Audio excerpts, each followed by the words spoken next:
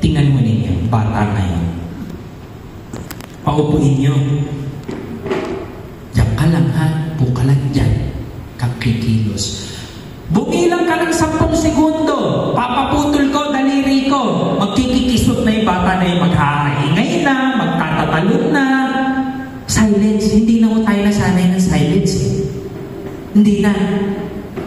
Kahit ho, nung kami high school, lumaki ho ako, Catholic school, nung pinalaking mga madre.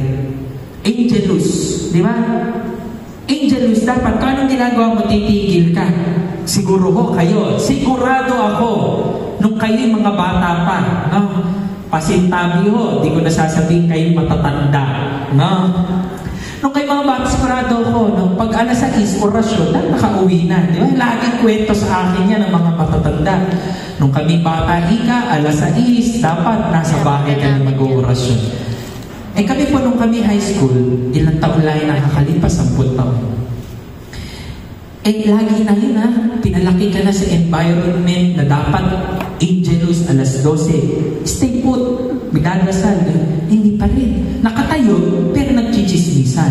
Di ba? Nagkukwentuhan. Hindi pa rin talaga eh. Hirap na hirap tayo sa silence. Lalo na nung nauso yung mga cellphone, hindi na natin kaya. Hindi na natin kaya.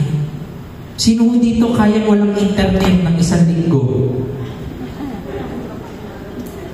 Tingnan ninyo, wala na. Yun ang katotohanan ng buhay.